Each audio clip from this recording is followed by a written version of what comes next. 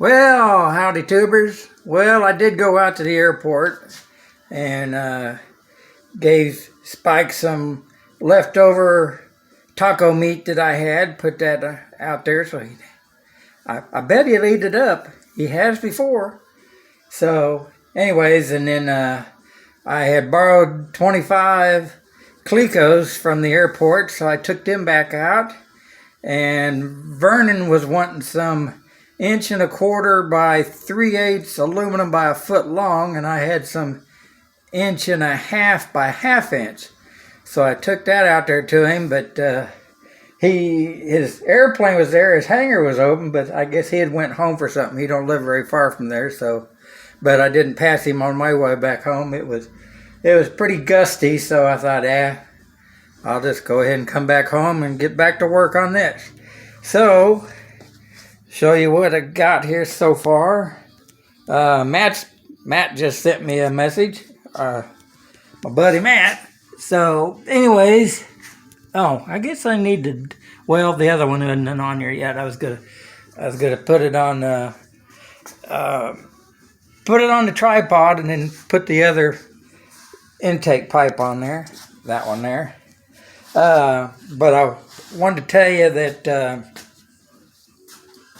when I do the sanding with the Dremel there, that I would cover up the intake and this intake, and how I did that was, of course, I mean, you could just use tape, but I don't throw away these covers when you get things. I keep them because you just never know what size you need or whatever. And I had something that would work. So, another tip, I guess, in a way. So, let's get this set up here and we'll put this other intake tube on there. Okay, and I'll try to do what somebody else has suggested, and that was to move the camera around. I'll try to remember that. Of course, I wish I would have done that when I was putting the engine in and went and seen that. Oh, well. Sorry about that. I guess he still figured out that the engine got in there anyway.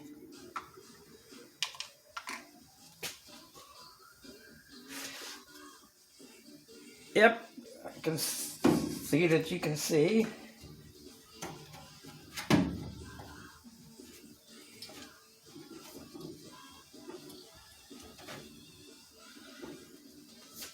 Yeah, I still may need to trim a little more on the front. You need a little more in the back so that you have room to slide this on.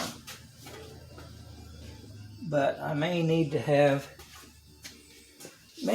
trim that some more, but we'll check the other side.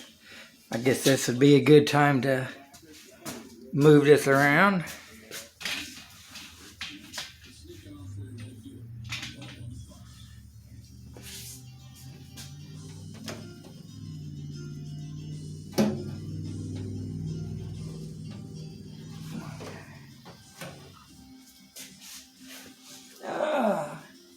Yeah, I could use a little bit more on that side too.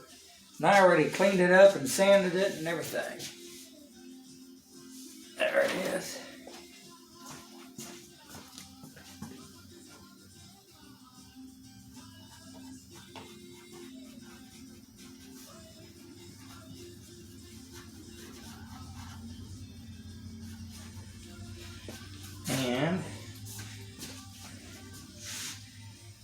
And this one sure seems a lot crookeder.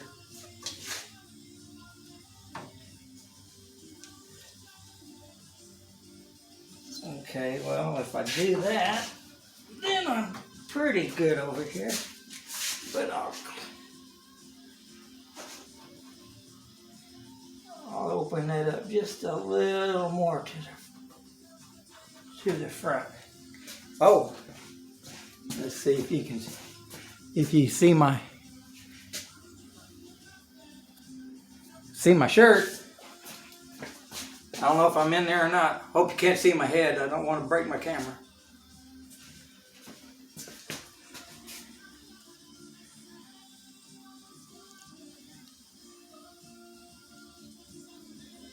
So,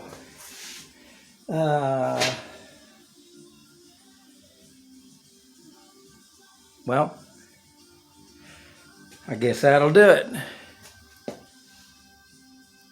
Yep, I'm still recording.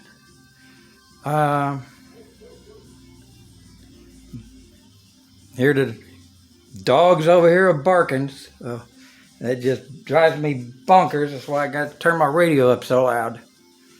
So it drowns them out. And at night, I got to turn my TV on and set the timer for 90 minutes to drown them out. Anyway, so let me trim that up again. And, well, I think why don't we just do that now? Go ahead and kind of see what this, well, I'll do it anyways because I don't have anything to go off of since the spinner's upstairs. But let's just see. Well, I might even go grab it.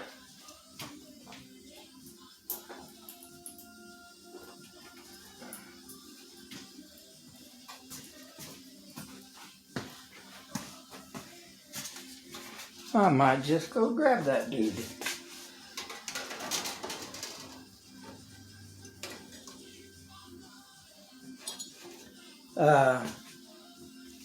I'm sure Aircraft Spruce probably has these too, but in lieu of using the Camlock clamps, I'm just using this to hold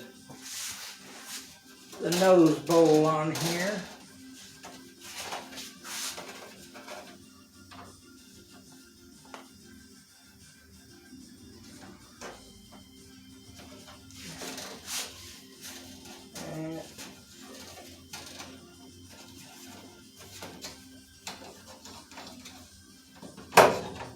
Oh, I didn't tell you. I got these from. These come from Air Parts here in Kansas City.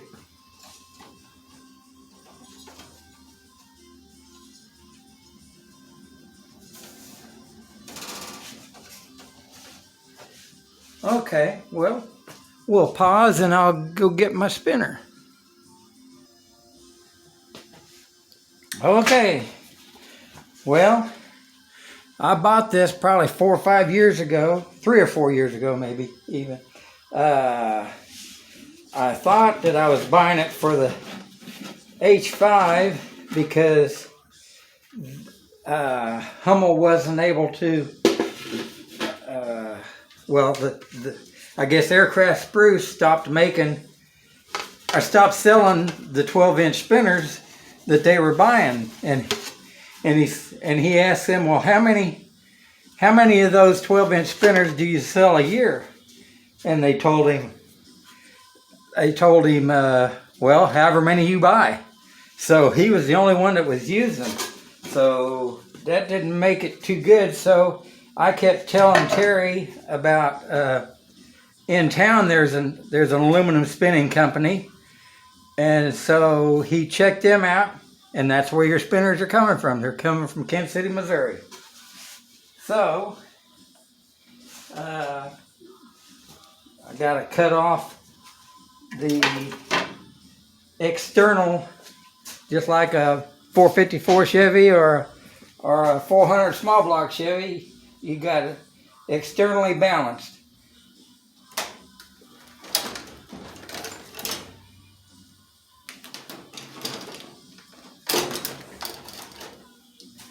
But I want to mark this. Let me pause here.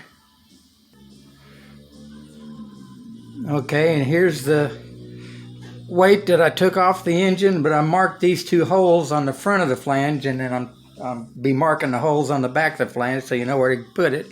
Now, of course, this says front, so you'd put it on the back of the crank flange like that, with the front, of course, towards the front. If this doesn't look exactly like yours, that's because every one of them are different because they're weighted for that engine. So if yours don't look like this, if it's smaller or bigger, don't worry about it because it's made for that engine. and to go in that place. So anyway, now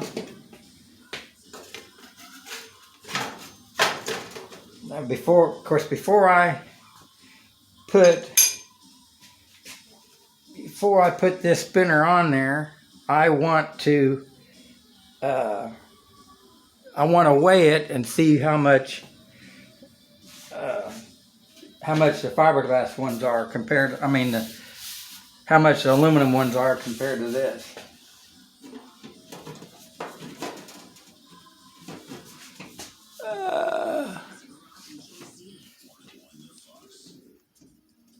Good looking airplane, man.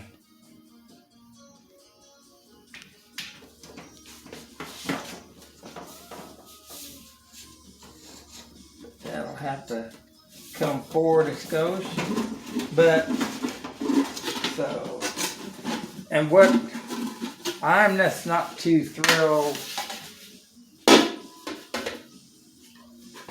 about this back plate. I mean, it's got a little flex in there, but I know once the spinners are, what it is this here's heavier than this is. And that's a front bulkhead that goes on in front of the prop, but I don't want to run that if I don't have to, so that's just a little more or less weight. But I might see if I can get an aluminum back plate, or I have thought about taking a piece of 40 thousandths, that big around, and then rivet it onto here to stiffen this up some more. I've thought about that. Of course, that's going to add weight, but then since it's 40 thousandths, and I think what they make these out of is like 80 thousandths or something like that. So if it stiffens it up and it's still lighter, well then good.